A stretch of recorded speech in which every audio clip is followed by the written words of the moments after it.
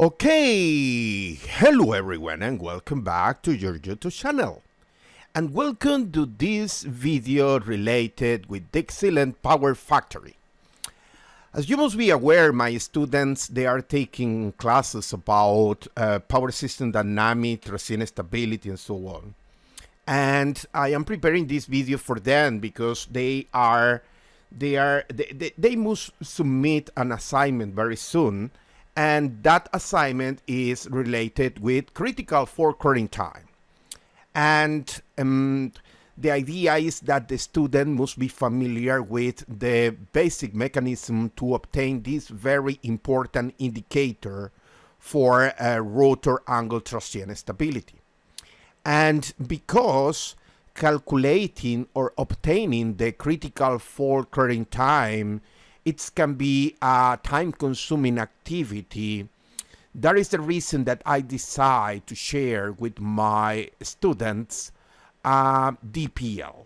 A DPL that is automatically calculating the critical fault clearing time.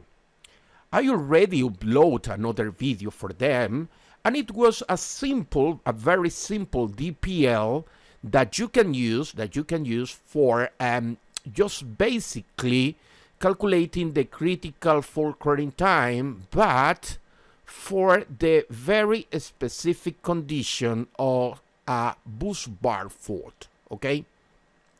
Because, as you must be aware, short circuit faults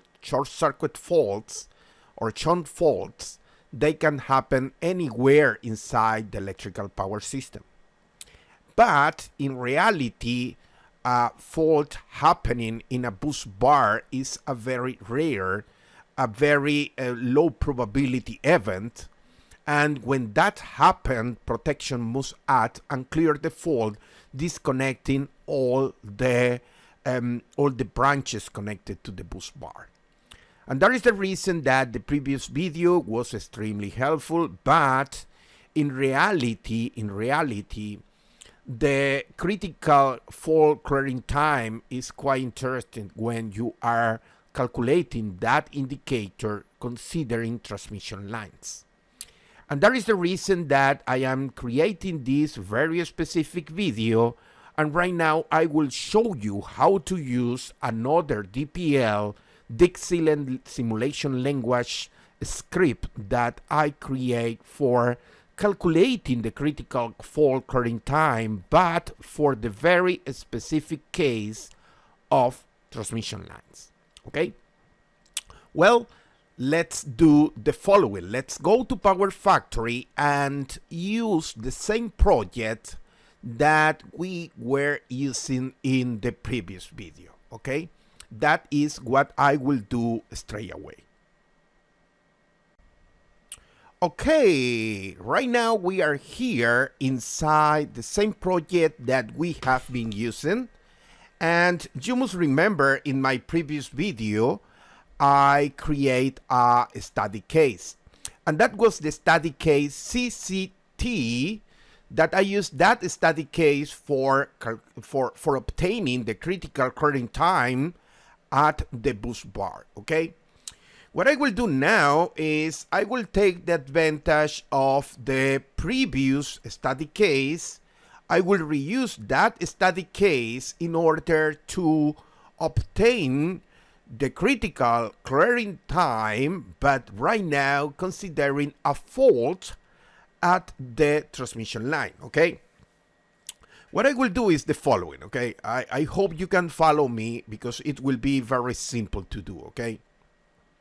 Right now, what I will do is I will click here on the top of this study case, and I will copy that study case, and I will paste in the same folder here for study cases, okay? And you can see right now we have 3 study cases. One of them is active and 2 of them they are inactive, okay? And what I will do is I will change the name of this one, okay? I will change the name here and I will rename this one for CCT critical clearing time for transmission lines, okay? That is the name that I will use for this very specific study case, okay?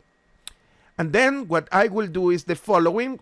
I will open a bit here, and as you can see, I already have here the DPL for the critical clearing time for fault at the bus bar.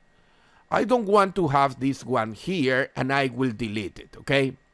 I will delete this DPL. I don't want to have that DPL inside this study case, because this study case will be basically for calculating critical fault clearing times, but dedicated to faults at the transmission lines. And now what I will do is I will stop here, and I will right button, and sorry, I need to do something first.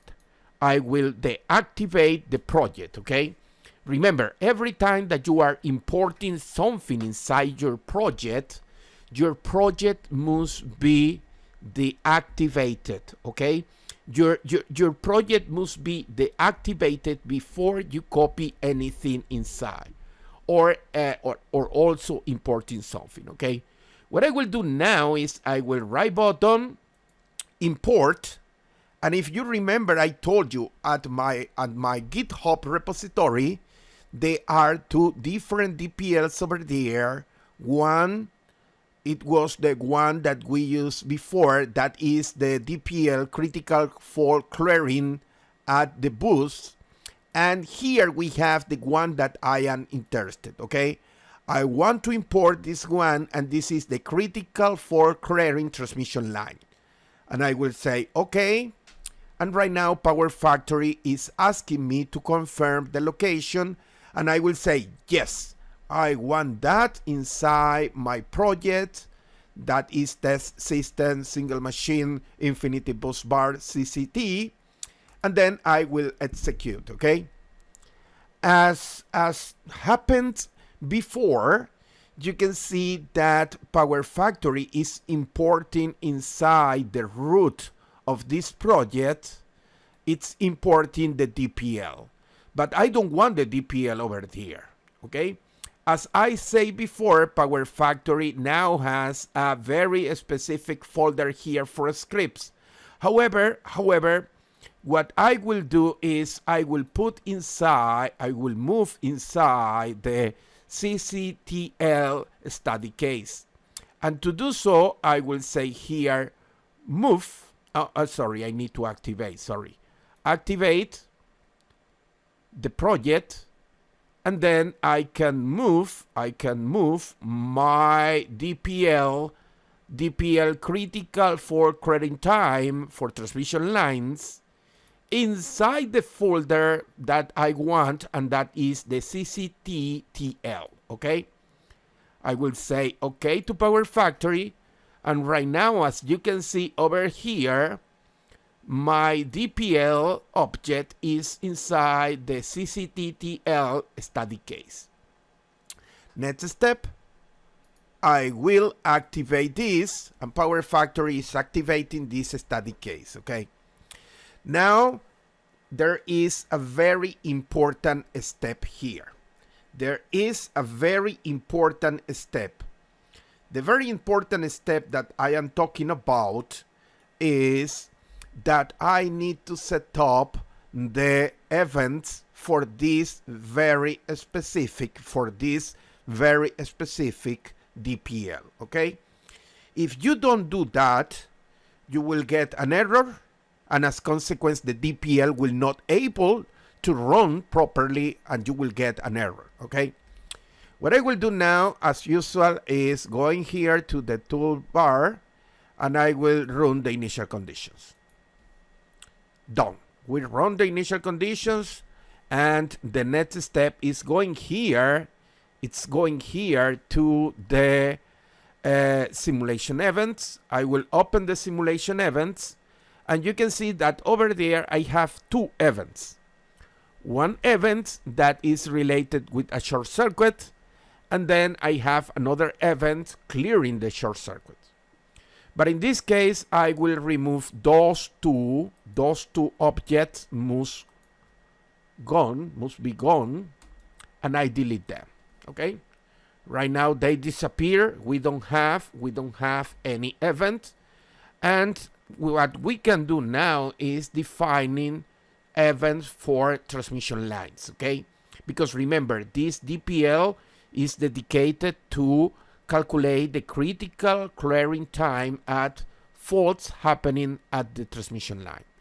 What I will do is I will use a very basic principle. I will stop here on the top of the transmission line. All my students can do that with a right click. Then here right click, and you can see here define a short circuit event. Okay, and I will say yes, let me use a short circuit event. In this case, the event is starting at 0 seconds, and this event is a 3-phase short circuit happening at 50% of the transmission line.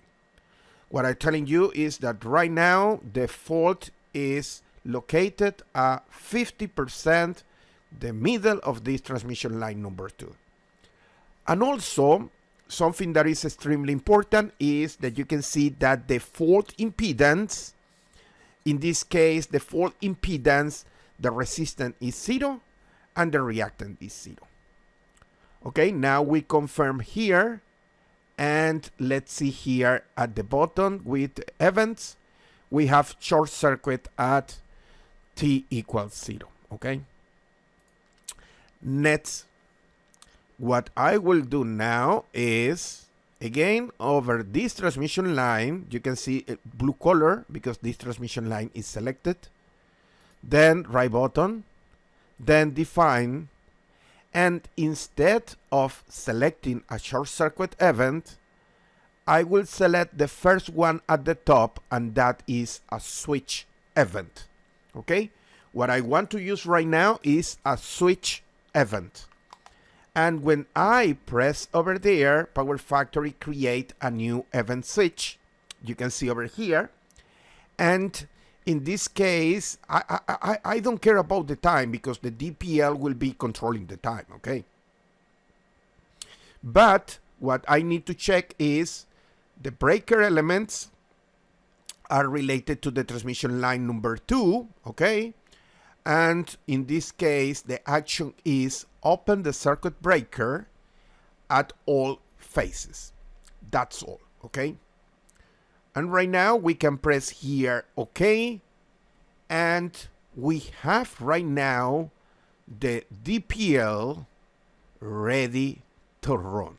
Okay, right now we have the DPL and the system totally configured to run. Okay, what I will do now is I will go here to the output window. I will clear the output window. Well, right now it's very simple to run the DPL, and what we need to do is going here inside the static case CCTTL, and as you can see, what I will do right now is execute the DPL, okay? And right now, Power Factory is executing the DPL. And something quite interesting that is happening now, you can see the output. There are only two time domain simulations. You can see over here, and there is a first simulation considering the fault, the clearing fault at 10 milliseconds. And then you can see here the second simulation where the fault is clear at 1 second.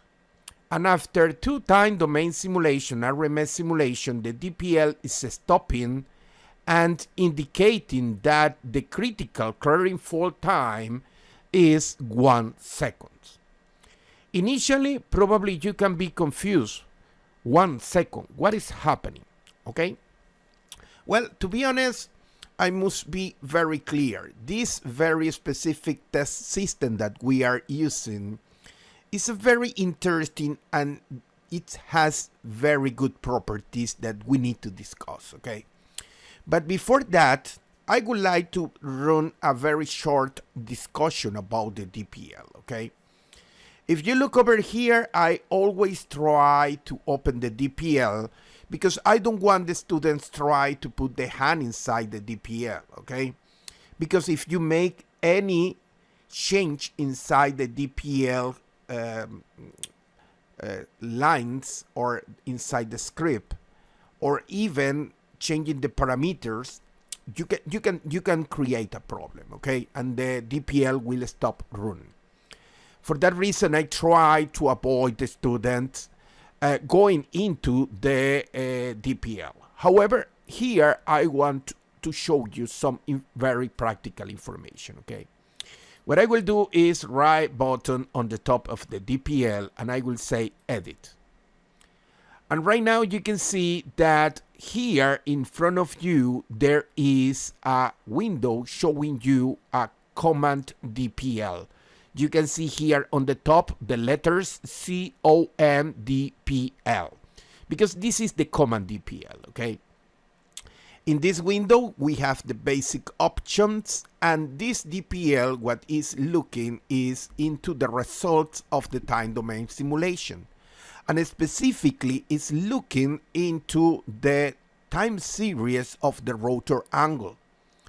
If the rotor angle is going beyond a value, we say that the system is losing stability.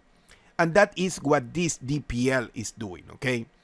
We have this DPL that is the main DPL that is preparing the simulation, running the simulations, and inside this DPL there is another DPL that is working like a subroutine.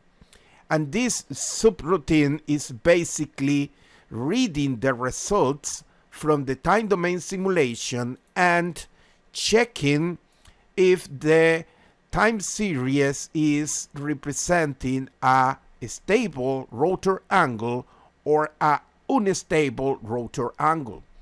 What I'm telling you is that this command DPL, this subroutine with the name stable detect, this specific DPL is just basically taking the result from the simulation and checking if the time series is representing a stable synchronous machine or not.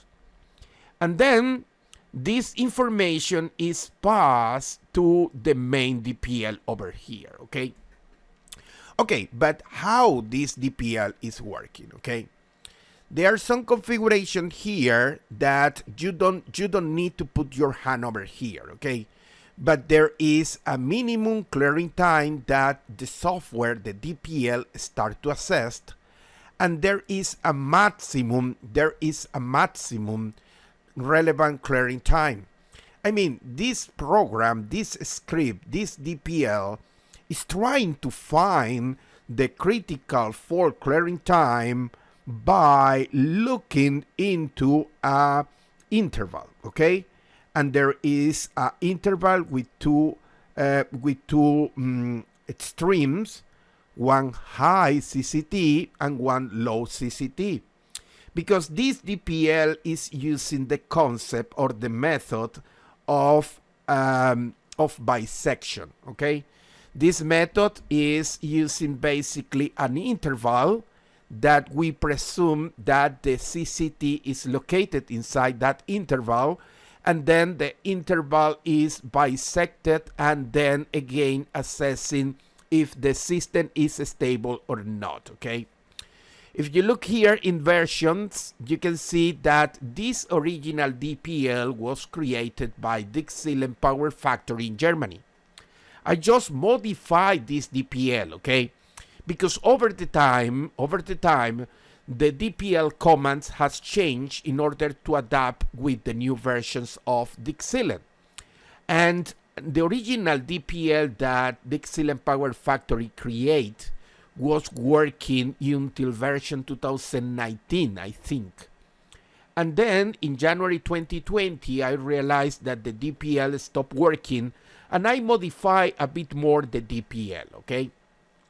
And the version that you have in front of you is the version of February 2021, and this is basically the DPL that is running with the new versions of DIgSILENT Power Factory, okay?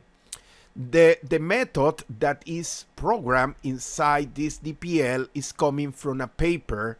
I tried to find a very good explanation about the bisection method to obtain the CCT, but I thought, and I just got one conference paper, and this paper is coming from a very old and good friend, Erlich Itzvan, from the University of Duisburg in Germany.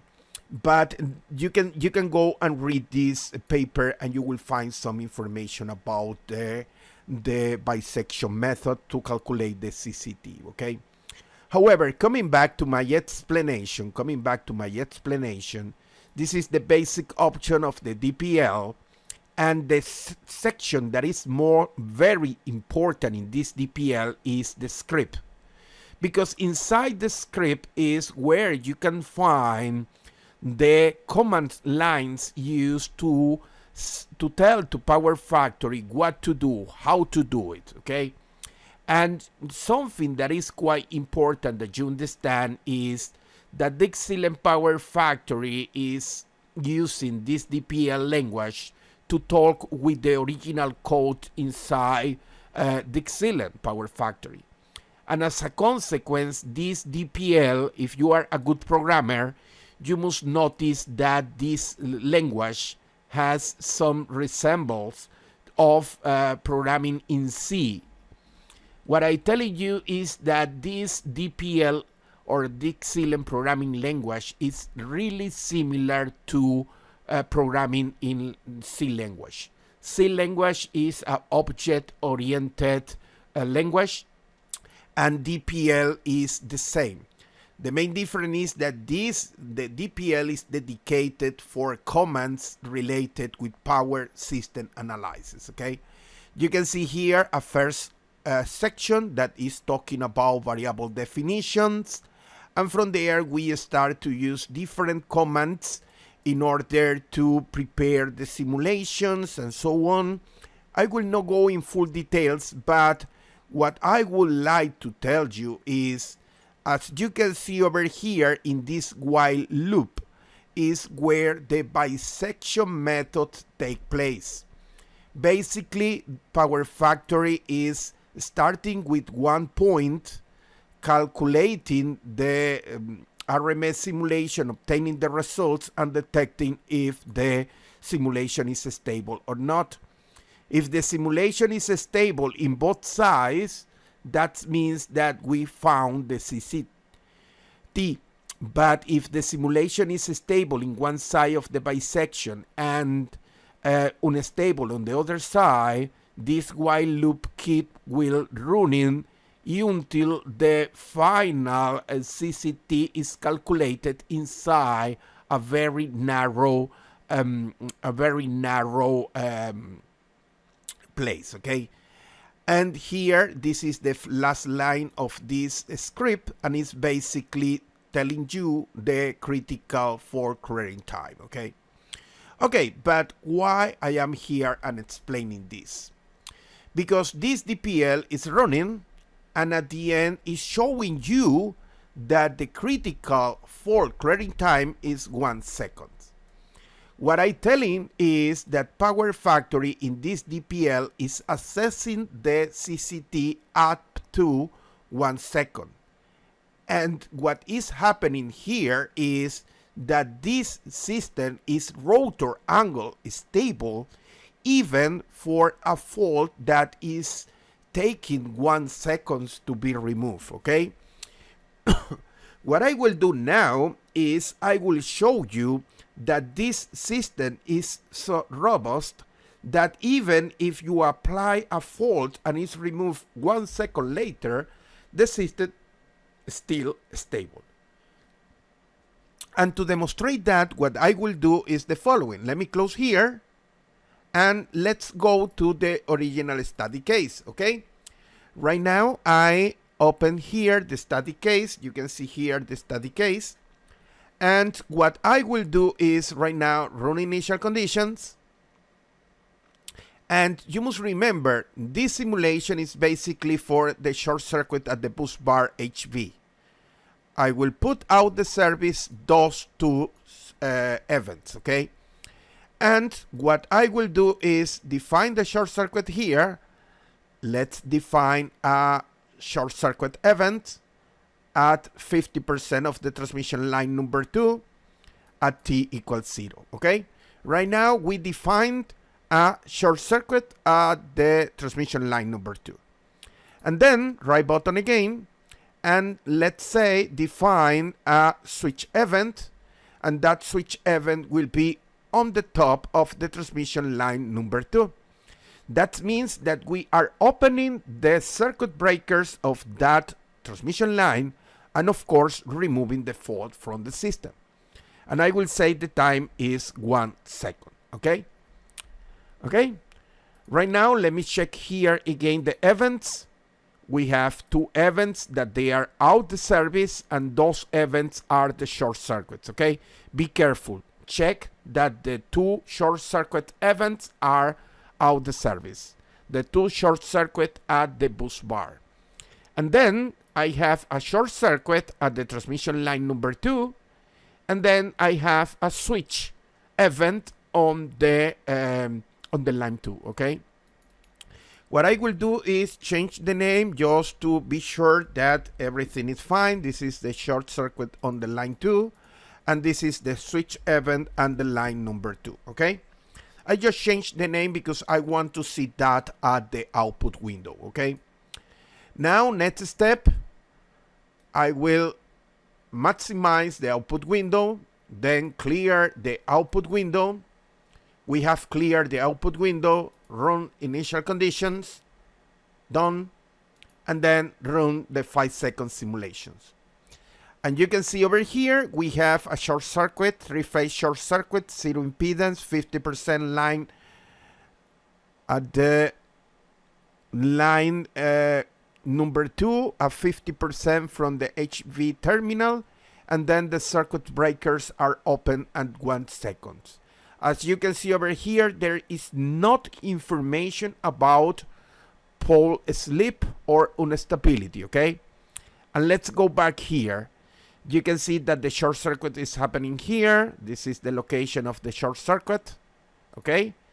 It's clear we have the short circuit here at the transmission line 1, 2, and the 2 circuit breakers, they are opening here, okay?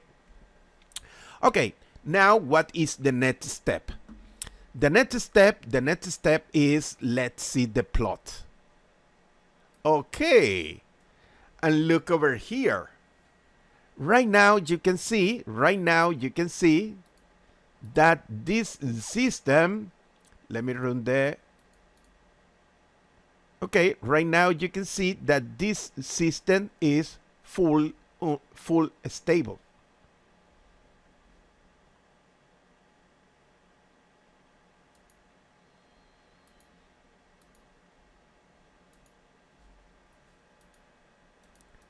Okay, you can see here that we have the fault. You can see the rotor speed at 1 per unit. Then it's reaching a maximum 0.37 seconds. We have a rotor speed of 10. But then after the fault is removed, you can see over here how the rotor speed is increasing and decreasing. But you can see the oscillations are decreasing over the time. And that is a very important point. And it's the same with the angle. You can see here the initial angle 13.21. You can see a maximum angle reaching 71.77 at 0.92 seconds. And then there are some oscillations that they are damped and the system remain stable. Now, probably my students are wondering, okay, what is happening here? Well, what is happening here is that this very interesting system is able to survive a three-phase fault at the transmission line. And that is pretty interesting. You can see that the system is having a fault for 1 second, and to be honest, that is a lifetime in a power system. 1 second is a lot of time for a short circuit inside a power system. And this power system has the possibility of surviving this short circuit for 1 second and is not losing the stability, okay? However, later we will discuss about voltage stability, and that is another history, okay? Because when we have this kind of short circuit for so long time, the voltage, they are going down, they are depressing, they are reduced so much that the reactive power requirements for the operation of this system start to increase so much, and that is a huge problem from the voltage point of view, okay? But we will discuss that later, okay? What I will do now is, okay, if the fault happened at 50% of the transmission line, the CCT is 1 second. But what's happened if we put this fault here at the very beginning of the transmission line, starting from the bus bar HV? And that is what I want to do, okay? What I want to do is the following. Let's open here. We have the study case open, but I will come back to the here to the CCT-TL study case, okay? I will run initial conditions. Now I will go here inside the events, and I will change the event, okay, the short circuit event, and instead of using a fault located at 50%, the middle of the transmission line number 2, what I will do is I will set up the fault to 0%, okay? 0%, it will be 0% starting from HV. You will see in a minute, okay? But right now, what I will do is I will go here to the output window. I will clear the output window, run initial conditions, and then I will run this very nice DPL. And to run the DPL, I must find here critical fault clearing, TL, and you can see right now power factory runs several times. And look over here. If the fault is happening at 0% from the, you can see here in this line, if the fault is happening at 0% from the terminal HV, you can see that the critical fault clearing time is 540 milliseconds. What I'm telling you is right now that the fault is happening almost near to the bus bar HV. You can see now that the critical fault clearing time is 440 milliseconds. And that is similar to the critical fault clearing time that I calculate in my previous video when we have the fault located at the bus bar, okay?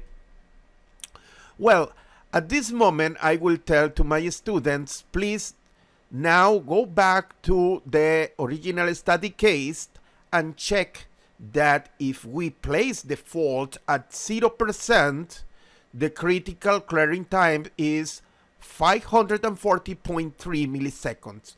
And they must know how to do it because it's basically running a time domain simulation with a short circuit that is clear at a time below 540 milliseconds, and then run again with a time slightly higher than 440 milliseconds.